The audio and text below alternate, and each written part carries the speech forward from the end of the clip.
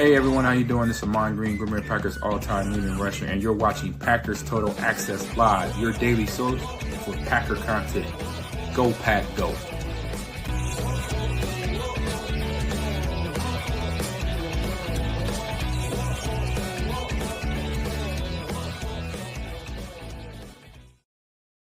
What's up, guys? Welcome into Packers Total Access. My name is Clayton. You can check us out on packernet.com. Find me on Twitter at Packers_access. Flying solo tonight as Jacob is at a family event. Tim's on vacation and Emilio's doing Lord knows what. But hopefully everybody had an awesome weekend as we're getting geared up for another work week here on this glorious May the 18th. Excited to talk some Packers this evening as everybody filing into the chat. Appreciate y'all hanging out with us here. If you would hit that like button on the way in as we are live on YouTube, Rumble, X, and Facebook.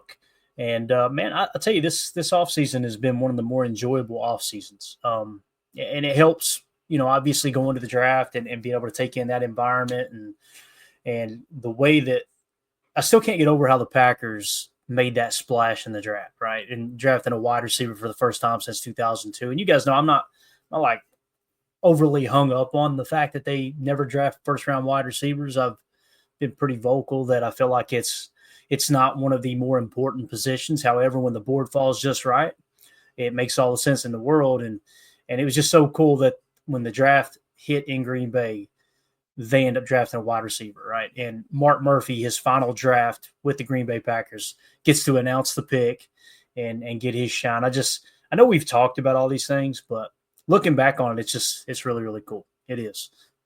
It almost feels like it didn't really happen being there in person, and everything went so quick that week, us being up there about whatever it was, 4 or 5 days.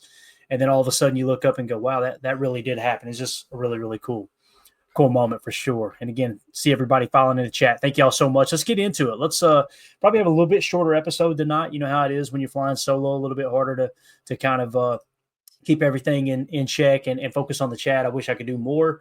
But AFM in the chat says Clay Matthews' opening was incredible. It really was, man. As a matter of fact, I think we still got the screen grab here if I believe I'm correct here. Let's see, where's it at? Surely we didn't delete it. If it got deleted, it was my fault. Man, oh man, did we delete that? Oh, I really dropped the ball there. I thought we still had. No, here it is. We got it. Bang. That's going to go down. That's one of the best screen grabs in history right there. So, yeah, really, really cool moment for the Packers. It's just, all right, the entire world's watching. Let's get the draft kicked off, and let's just troll the Bears real quick. So, love it. Completely agree there, A-Fam. All right, man, let's do it. Let's dive into some receiver talk tonight, man. I'm excited about this. This was really cool seeing this come across social media earlier today. I think it was on Instagram is where it originated. I had several people send it to me. Green Bay Packers rookie wide receivers, Matthew Golden and Savion Williams, out and about on the town with their lady friends. Really cool to see them kind of already spending time together and building that chemistry. The reality is Goody drafted these guys in the first and the third round. He expects them to contribute right away. And obviously more so Matthew Golden than Savion right out of the gate. And I did get confirmation now. I feel really confident that it is Savion. We were calling him Savion. Didn't know if it was Savion. A lot of the announcers were calling him Savion. Ryan was calling him Savion. And he felt pretty convicted in him saying, I think that's right. But I heard Goody say Savion, and I'm like, okay, if the general manager calls him Savion, I'm going to call him Savion. And then all of a sudden, Matt LaFleur confirmed on the Chris Sims podcast, I think it was, that it is Savion. So there you go. Goody might have had a daddy soda or two when he called him Savion. Who knows, right?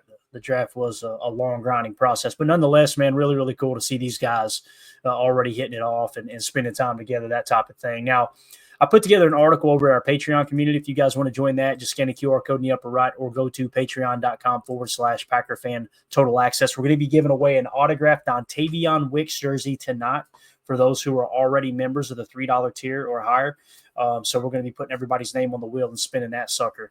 And again, we announced it 3 months ago, then 2 months ago, then 1 month, saying that we're shifting everything to Patreon. Okay, so if you guys are YouTube members, just don't get a membership there. I would prefer you get into the Patreon group where you can get a little more bang for your buck, and it just works a little bit better for us as well. So, Elijah Quinn, Clay, I'll slide you a 20 if you put my name on there a few extra times. Oh man, we got an awesome, what am I trying to say?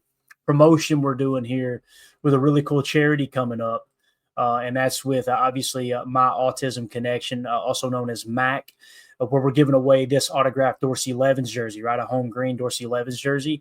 I did one of these before where it was like for everyone who donates $5, your name gets entered in one time. I'd like to do something similar to that if we can keep up with it. But again, if you go to my Twitter handle, you'll see this pinned at the top at Packers_access. And that link right there that says givebutter.com/KRPSJ5. Just click on that link and it takes you directly to it. Maybe we can do that with it as well. So when you talk about a 20 spot, like for instance, the way we did a previous charitable drive giving away an autographed jersey was it for every $5 someone donated, they get their name in the hat once, right, or on the wheel once. So in that case, you'd be entered 4 times. I just don't feel confident saying we can break it down that much. Maybe we can, but if you do donate on there, just make sure you add PTA to your name on that site when you log in or register or what have you. And that way we know, all right, you're a part of the giveaway, that type of thing. So that's funny, Elijah. We'll see what we can do. We got a lot of giveaways coming up. Thanks to our good buddy Rick Kruger, who donated a bunch of autographed cards as well. Man, there's some really, really cool pieces of memorabilia there. Just a way for us to give back to those who are giving to the show. But let's jump into the article we put together over there. And, I got to thinking earlier today, and we're going to talk about Jayden Reed here in a minute, and how I feel like fans were way too hard on him last year. It was kind of embarrassing, I felt like, how much a minute amount of the Packer fan base, but enough to go, boy, you are embarrassing the hell out of us showing your ass the way you are. Like, you know what I mean? It's just like when your team loses or your team struggles, they kick and scream and they got to blame one player. And we got an article teed up for Jayden Reed here in a minute to show you just how effective he was last year, how he improved on about 90% of the statistical categories last year. So we'll break that down. But I was thinking, what are some realistic expectations for Packers rookie wide receivers Matthew Golden and Savion Williams this year? I want you guys to throw in the chat, and I may not be able to hit them and pull them on screen, but I just want everybody to kind of log what they think will be a realistic prediction, I guess you could say, a projection. What are the expectations for these two rookie wide receivers coming into the Packers offense?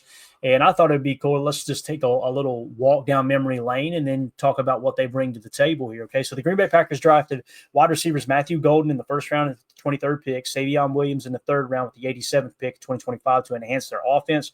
With a stacked receiver room, what can fans expect from these rookies in 2025?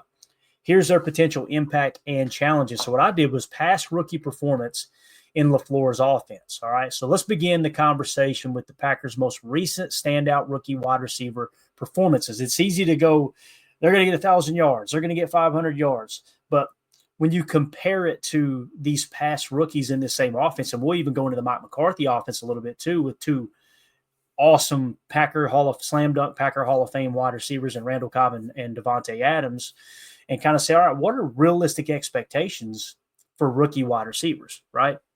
And I see some of the stuff rolling in already, like Chuck says, 700 plus yards, maybe 3 to 4 touchdowns for Golden. All right. I think he meant 3 to 4, not 34 touchdowns. That would be wild. But 700 probably, I think that's realistic, especially here recently. Coach Lynn says 600 yards and 6 touchdowns for Golden. All right. I agree. I think that would be a great rookie season.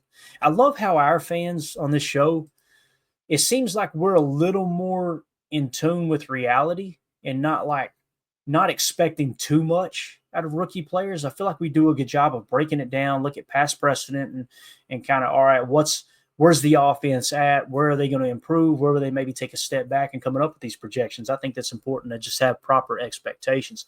H.E. Solder says Golden, 45 receptions, 630 yards, 4 touchdowns. I like it. There you go. All right, good stuff.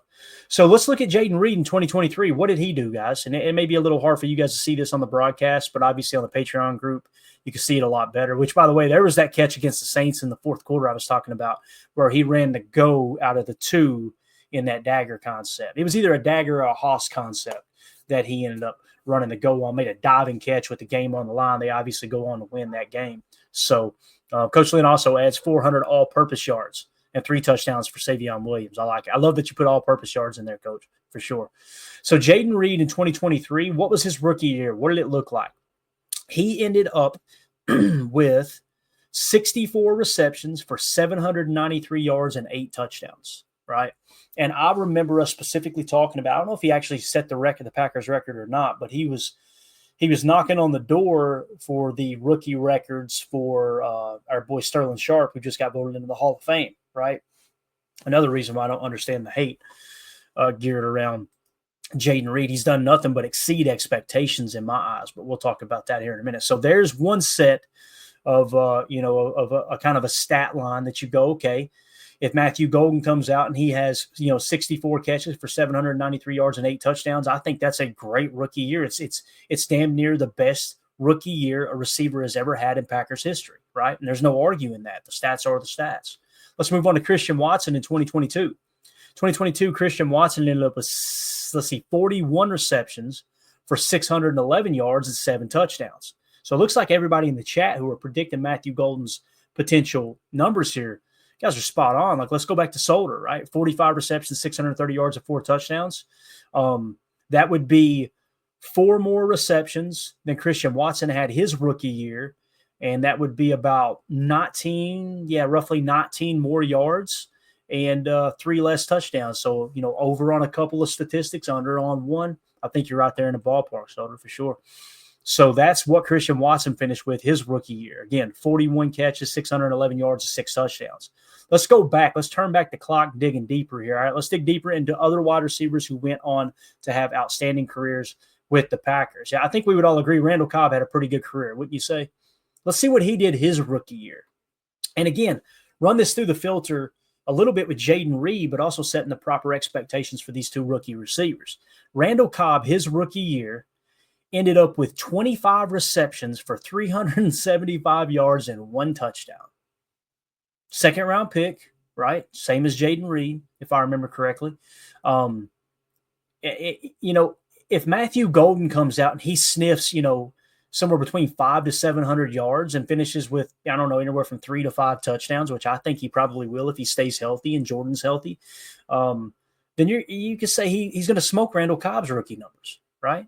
And I also understand, I want to say this too, that, when you look at someone like Randall Cobb in the receiver room he stepped into, it was a loaded receiver room, right? No doubt about it.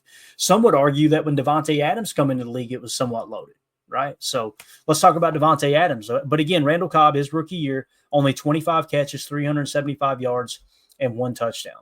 All right. Davante, I love that shot right there at Davante, too, breaking the tackle against the Titans in the Snow Bowl game there at Lambeau. So he was a rookie in 2014. Davante Adams' rookie numbers, 446 yards off of 38 receptions and only 3 touchdowns. And he went on to, I think we would all agree, he's probably a Hall of Famer. Maybe not a first ballot, but I think he ends up getting into the Hall of Fame. It's going to be close, right? One of the all-time great Green Bay Packer wide receivers.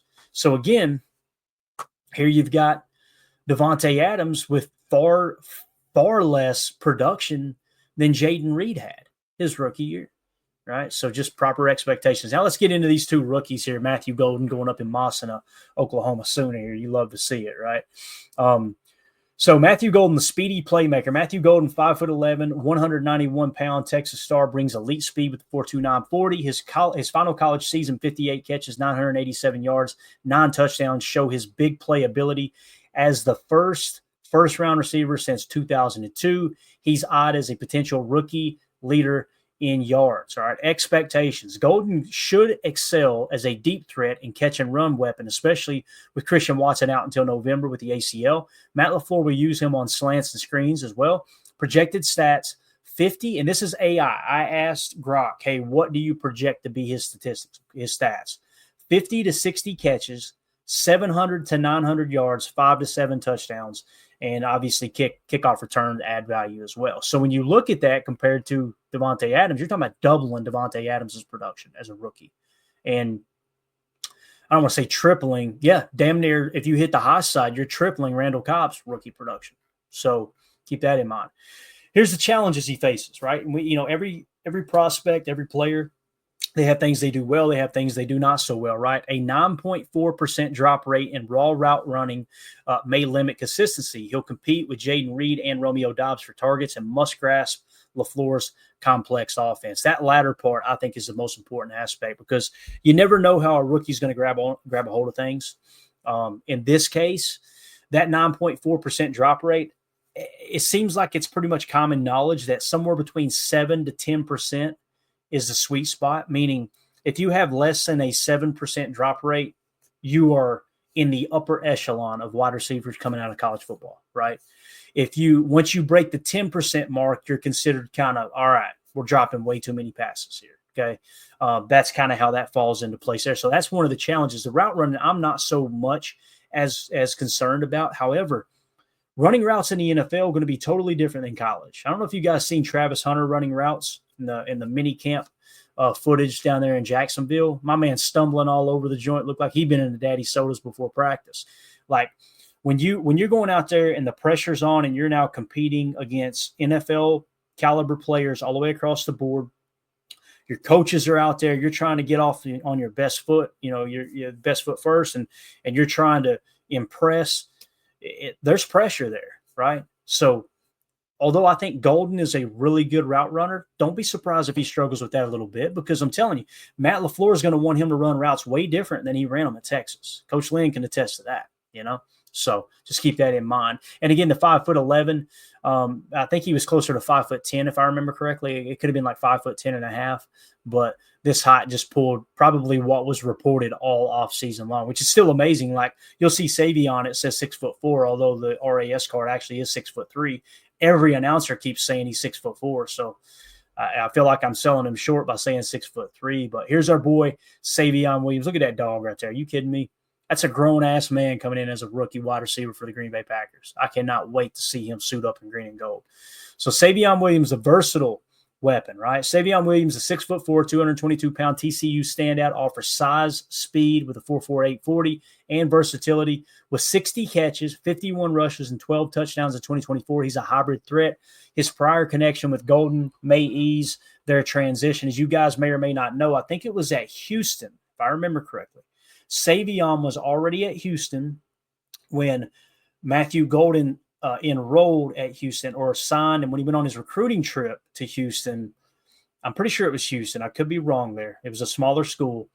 Savion actually took him around campus. He hosted him on his visit.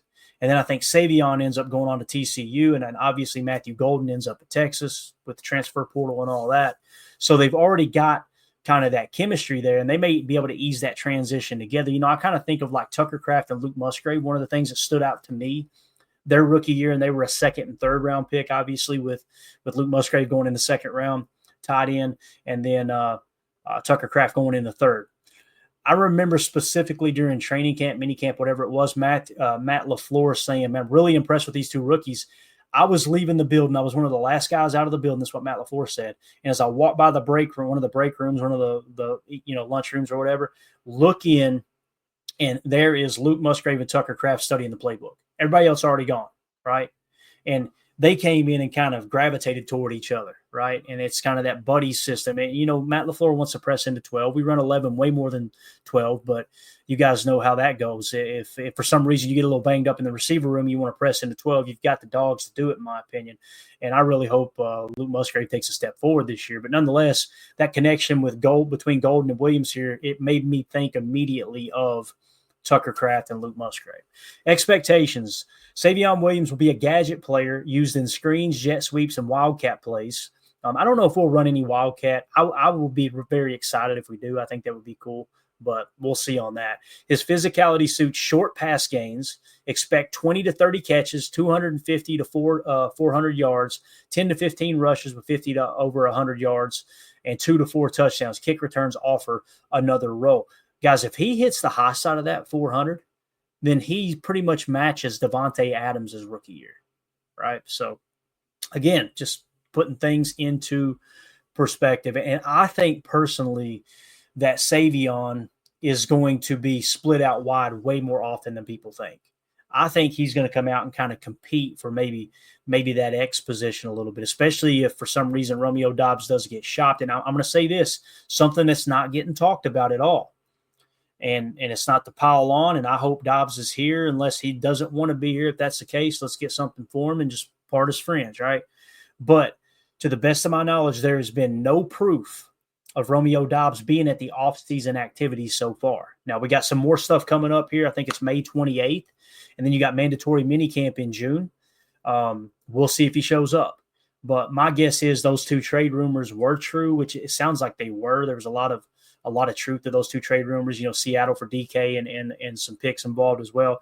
And then also he was mentioning a potential trade to Pittsburgh. It sounds like he's probably going, I'm going to stay away until they deal me type thing. I have no inside information. All I know is he has not been spotted by any of the media members at any of the offseason stuff so far. And Matt Schneidman combed through 153 or 154 pictures that it was I'm trying to think of his name now. Siegel is how you say his name, the team photographer.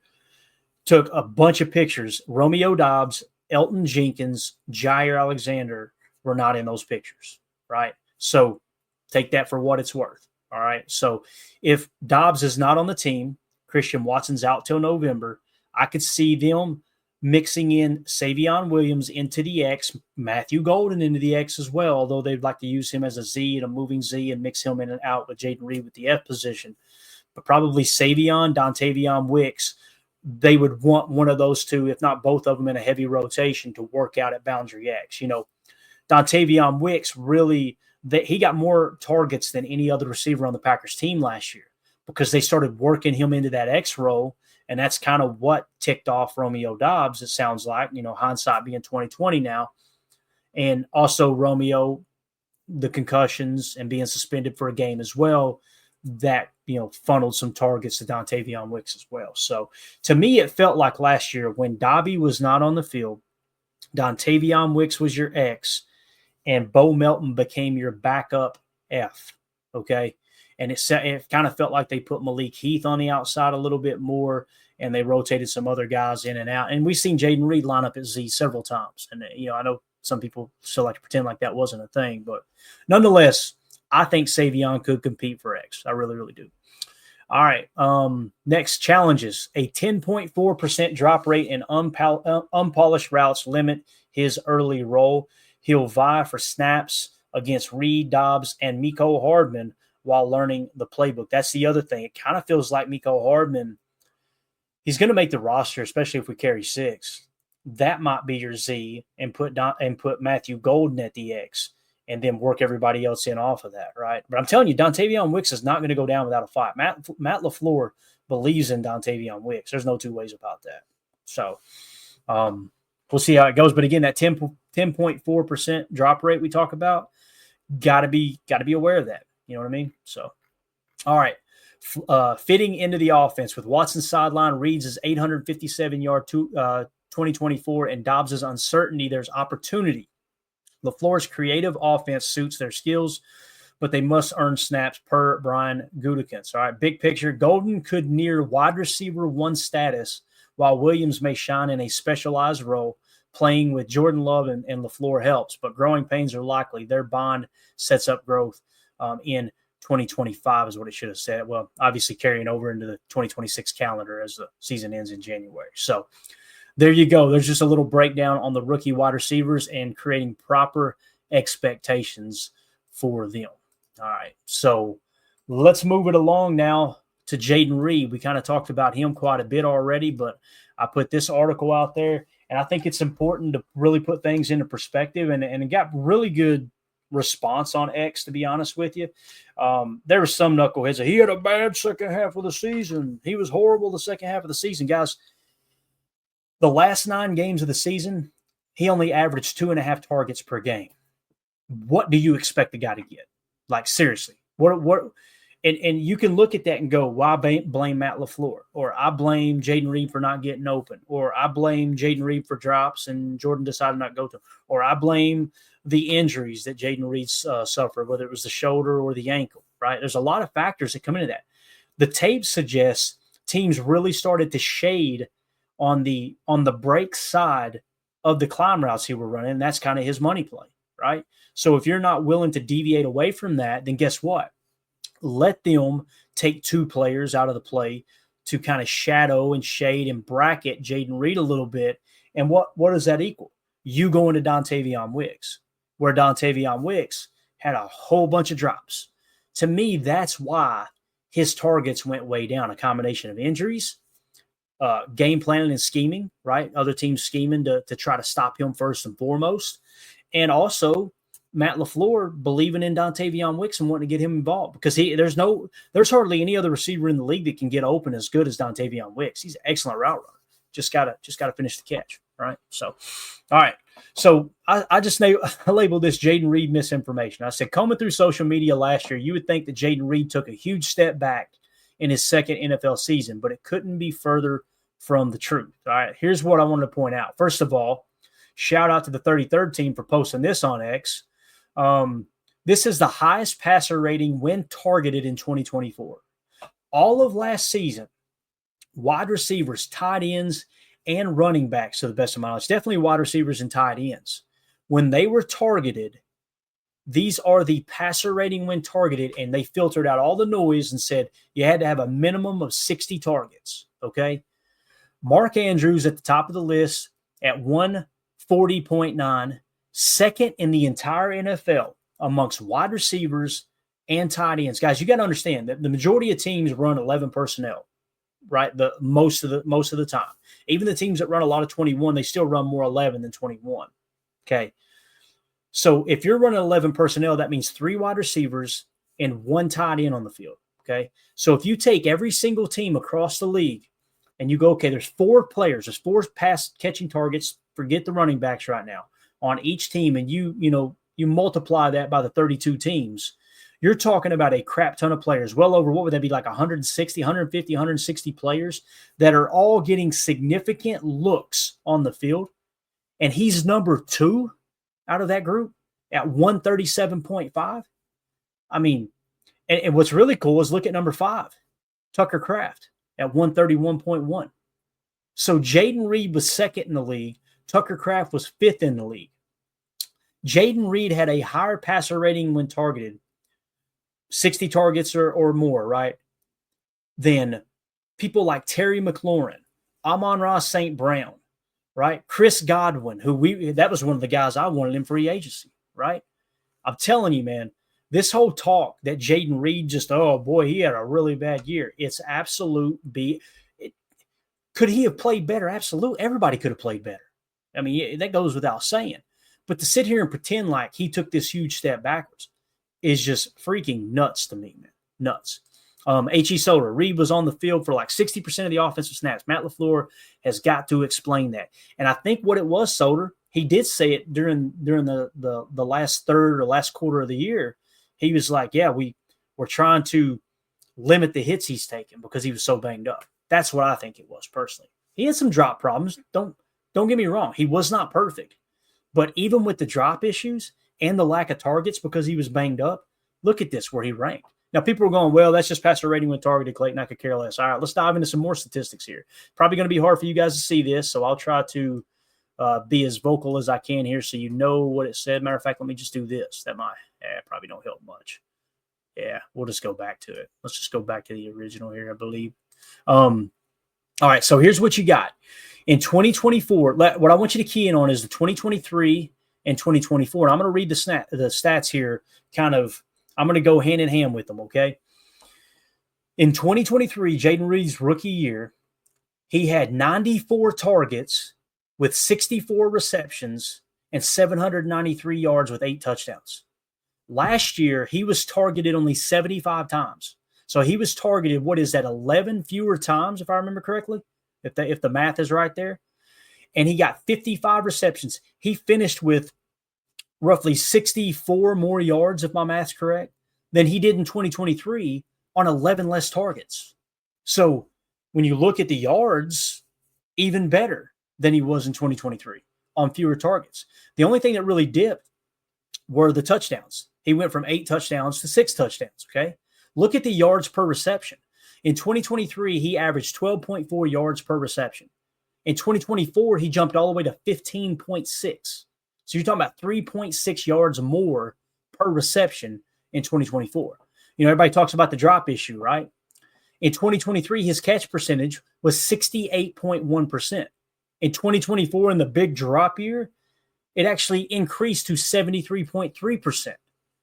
So it depends on where you're getting your drop information from. And I'm not going to name him, but there's this one dude on Twitter that covers the Packers, and he loves to just pretend like the only reason Jordan Love had a down year was because the receivers were absolutely horrible. And it's amazing how his drop percentage that he has, the drop rate in which he has for these players, these receivers on the Packers, is far different than NFL Pro, which, by the way, you can go to NFL Pro, and you see how this is highlighted in yellow.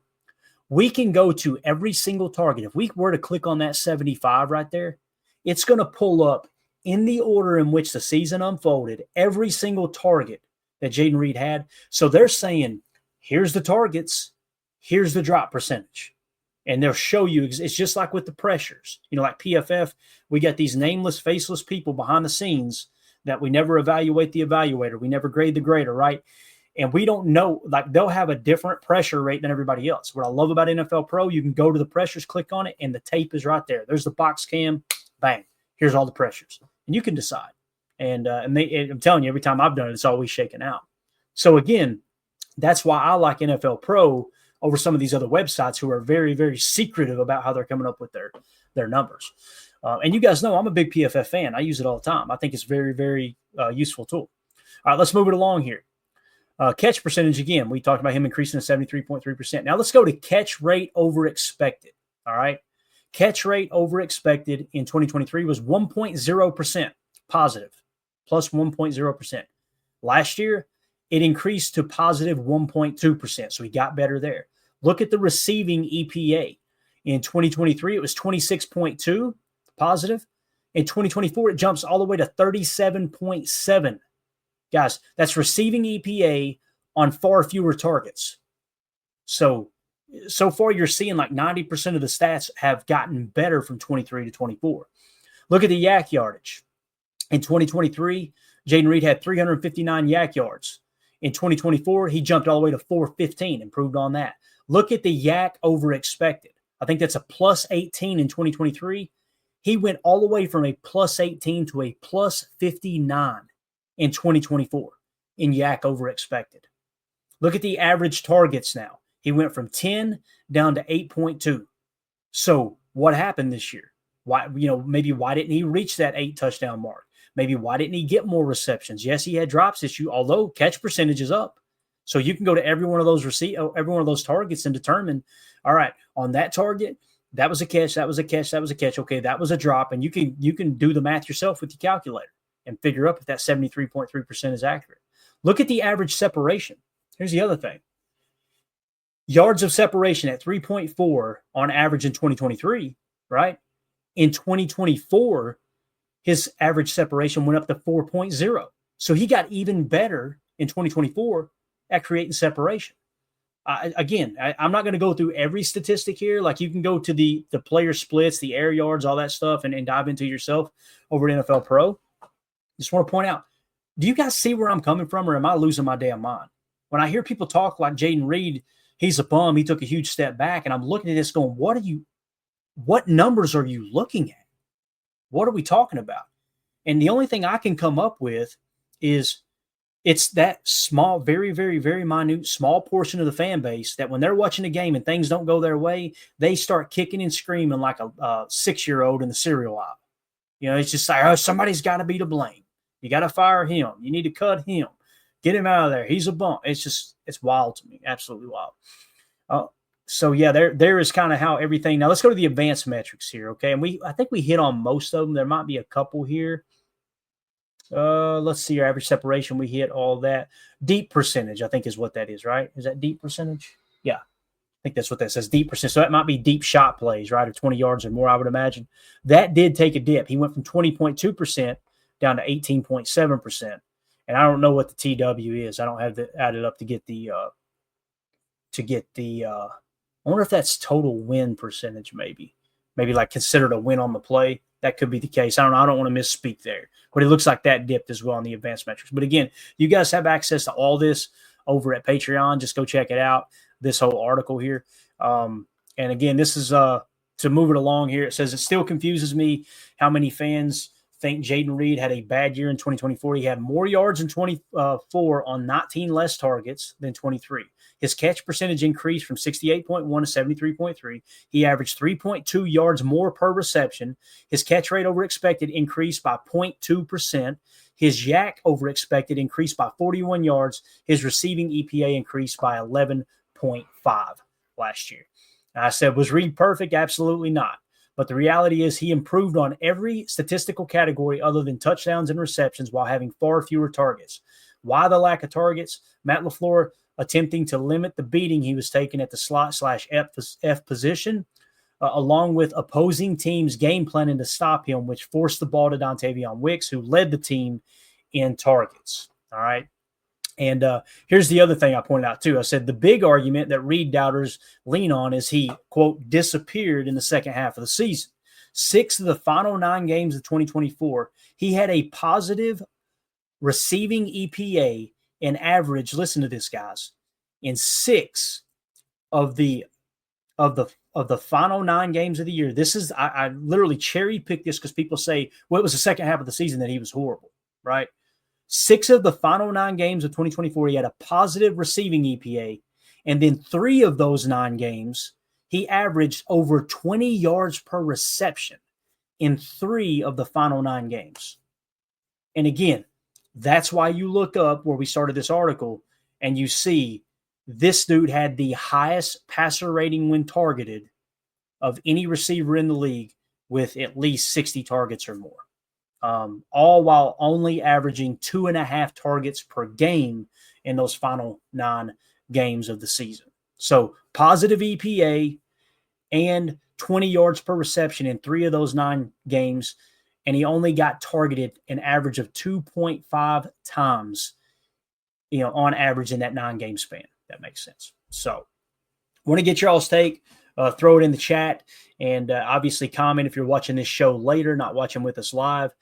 Make sure to leave your opinion there. Again, I'm not saying Jayden Reed is Jerry Rice. I'm not saying he's someone that's a top 3 wide receiver in the league. I'm not saying that. What I am saying, though, is he improved off his rookie year where everybody was just raving over him. He literally 90% of the stats he got better. And this is with his quarterback playing injured all year, right? It's just – and this is also with Christian Watson getting banged up in and out of the lineup, that type of thing. And when you don't have that deep threat over the top, guess what? These defenses can now clamp down on Jayden Reed, on those digs, on those shallows, on those climb routes, right? On the curls when they run the wrap concept, all those things. Defenses can slam down on that because they don't have to worry about Christian Watson taking the top off. Well, guess what? We got a young man by the name of Matthew Golden with a 4.29 40 coming in this year who's going to be able to take that top off at X or Z. And watch, if I'm not saying Golden's going to be a home run. Listen, Golden and Savion could both be busts, right? And if they're busts, it doesn't mean Goody's horrible at drafting. That happens every single year in the league, right? However, if Golden is a hit and he hits that 600 to 800 mark like Jayden Reed did his rookie year, it's going to mean that he's taking the top off the defense, and you watch Jayden Reed all of a sudden turn into Jackson Smith and Jigba with those type of numbers, and he's going to crack 1,000 yards if he stays healthy. I firmly believe if Matthew Golden is the player we think he is, and they do play him at X and boundary X with Christian Watson being out right now, and they mix him in at Z as well. He'll probably be more of a Z than an X, but if Dobbs is gone, I wouldn't be surprised if they put him in at X. If they go that route and Matthew Golden is, 3/4 of the player we think he's going to be, and just hearing the coaches rave over him, one of 2 things is going to happen this year. Matthew Golden, if they both stay healthy, Matthew Golden's either going to crack 1,000 or Jayden Reed's going to crack 1,000. I firmly believe that. But we know injuries happen, and we've seen the injuries and what happened to Jordan Love last year. That stuff's going to come into play as well.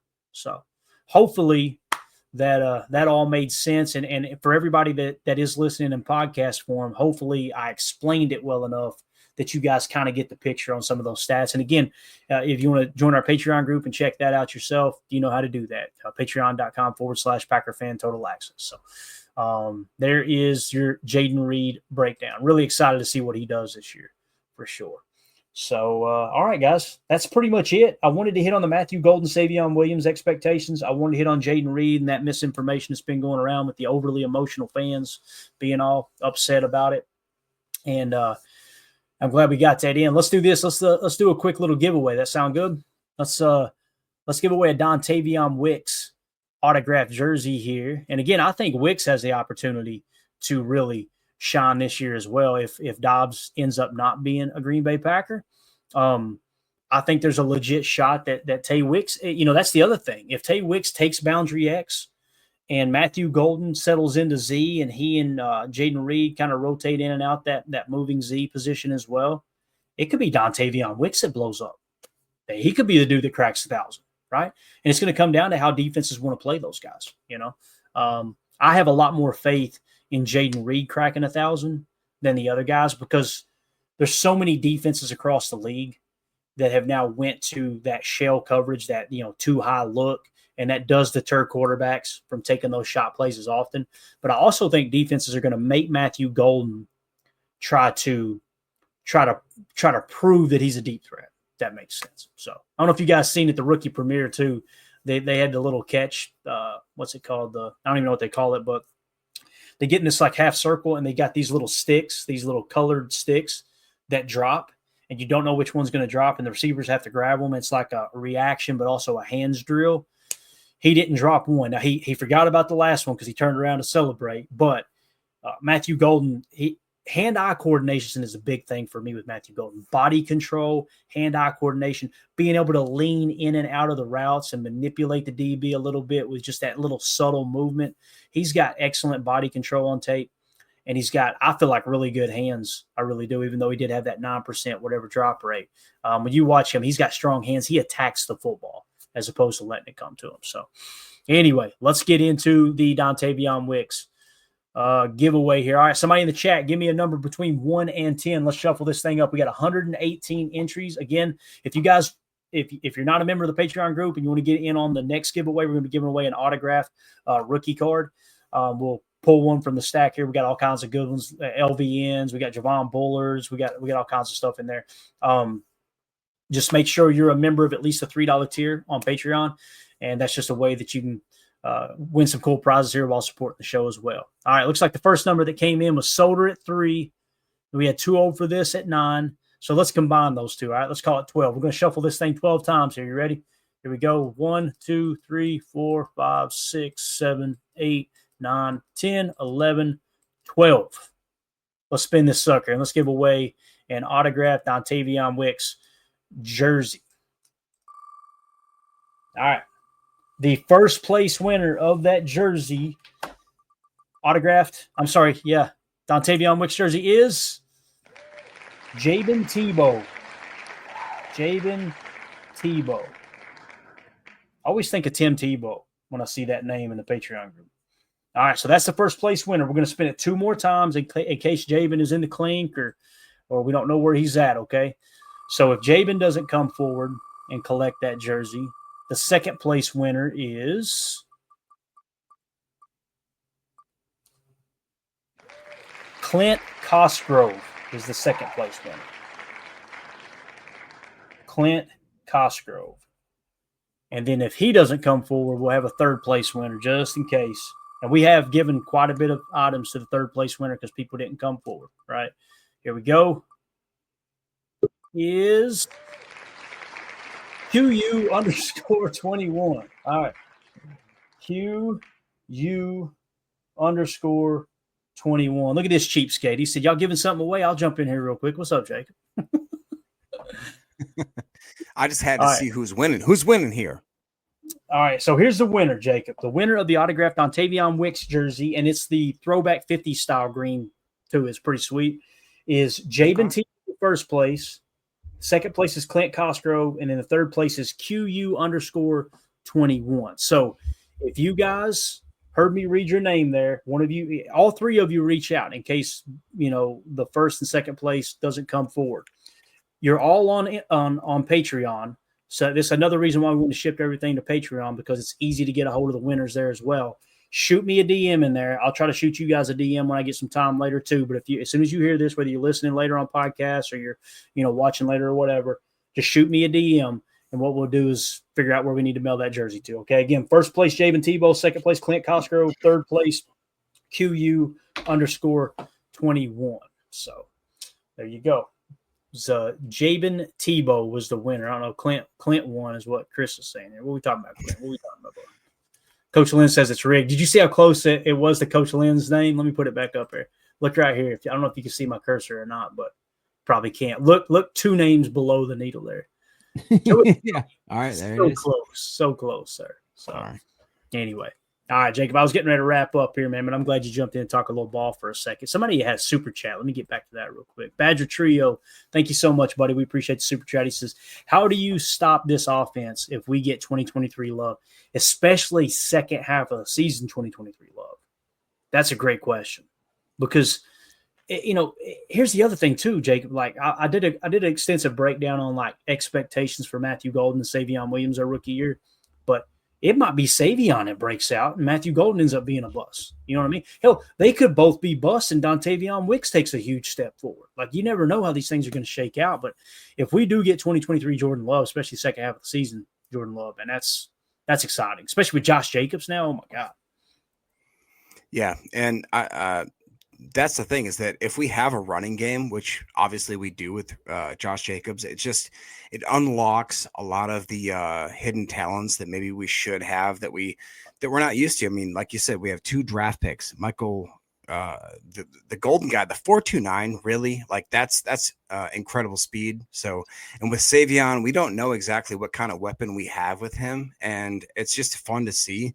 And, I had to jump on because I was reading the chat driving home, and it's just you guys are too funny not to jump on. So it's just it's a blessing to have you guys. I'm just saying, like it's awesome, dude. This chat is so great, and just when I was coming home, it's weird listening to the podcast when you're like, I want to jump on, and listening to Clayton have to go solo because Emilio doesn't like to work on the weekends. You know how he is, and it just is what it is.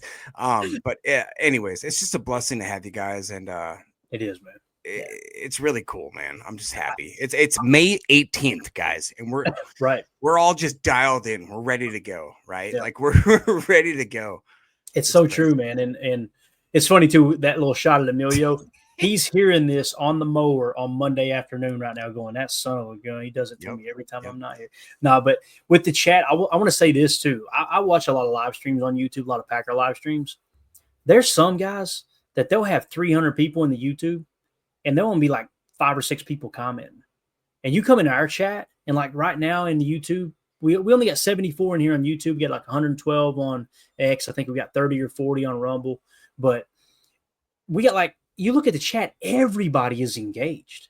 And I don't think it's a testament to us. I think it's a testament to kind of the culture we've created here on the show because it's like, hey, let's all get in here and talk ball. It's not going to be something where the host ignores you in the chat. I wish we could hit every chat, but obviously it's hard to do all that. And we will always honor those super chats because we appreciate everybody that's, taking their hard-earned money and supporting the show. But I'm with you, Jacob. It's a special group, man. It is. It never ceases to amaze me. I was talking to Mandy the other day, and she was like, "I'm proud of you," and I appreciate that, because what we created here.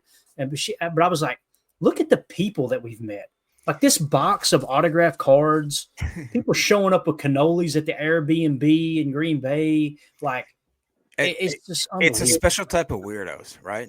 Like it really is, honestly. Is. And that's the best compliment I can give you guys because it takes a certain type of people that understand it. Like when people talk about like what are the Packers, the Green Bay Packers organization, it's like it's more than just games and all that kind of stuff. It's family, it's friendships, it's relationships, it's much more deep than just a game, and it's awesome, man. And honestly, when I watch the chat, you guys, I usually, geez, my cat's running around like a terrorist. When Osama bin Garfield back there. Exactly. Yeah. Usually, like we all have our like Tim's great on the drops. Like he's really great. Like not having Tim is just kind of weird because Emilio tries to do it and it's not as great. Emilio's not the best, but he's Are you saying Emilio is the dollar store version of Tim? Is that what you're saying here? Basically, with the drops. I mean, honestly, anyone is. Tim's got the drops, man. He's so good. He's got it down, man. But Tim got a little background in radio and stuff. Yeah, he does. He's got that voice. Yeah. His voice is perfect for the radio, man. Exactly. So Exactly. I've got a face for radio and I got a voice for the trash can. You know what I'm saying? And so my little part of the show is that I have to watch the chat, and just so you guys know, stop. I see all your guys' chats. I love it to death, but you guys can't keep me straight. You guys wonder why I laugh all the time. Clayton, I feel bad because Clayton's like, here we go. We're doing like a serious segment. And I'm sitting over there going, like, I hear I'm reading Chris and Chuck and Eric. I'm in the middle of the deep dive and I look down and Jacob's cracking on. I'm just like, I can't do this. I can't do it, man. It's hard. Anyway. Daryl's in the house. What up, Daryl? All right, so a couple of chats here I marked, and we'll get out of here. Two over this says, Jair Alexander will be the Bears' leading receiver. I love it. That's the other thing, too. If Ja does end up being a Packer, I think you're going to get the best version of Jair. I really do. I don't think it's going to be something where he just kind of mails it in. Not that he ever has, but I think it's going to be something where he's like, all right, I'm going to show everybody they want me here type thing.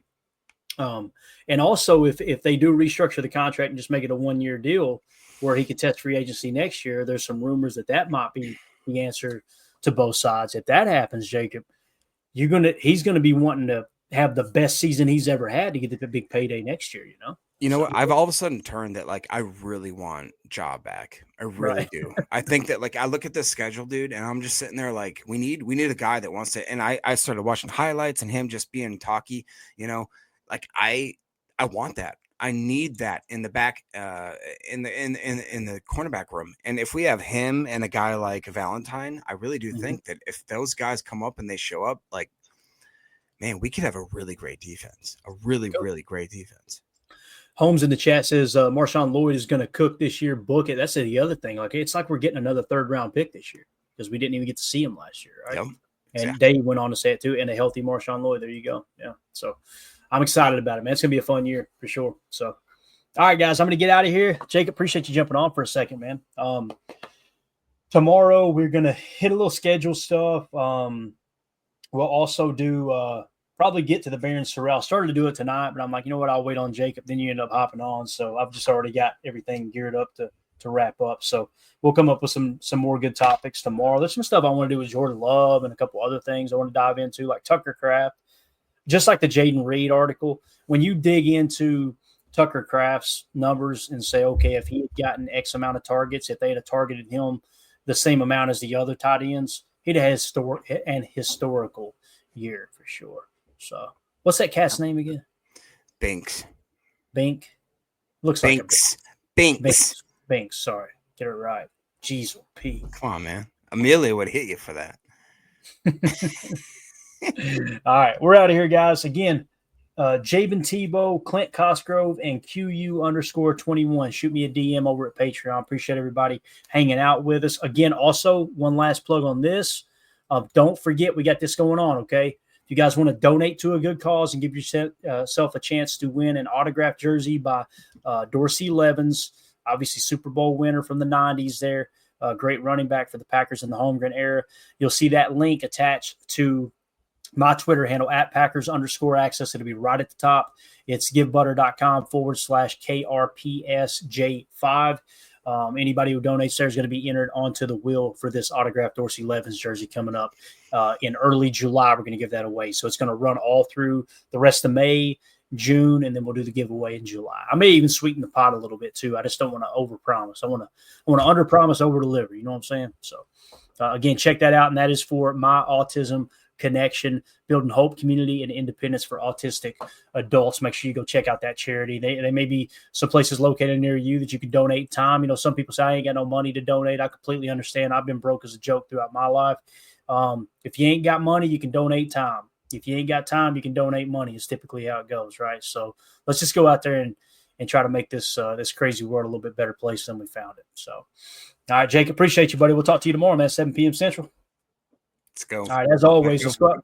Yeah, let's go out and be the change we want to see in the world. Go Pack, go. And we gone. We're out.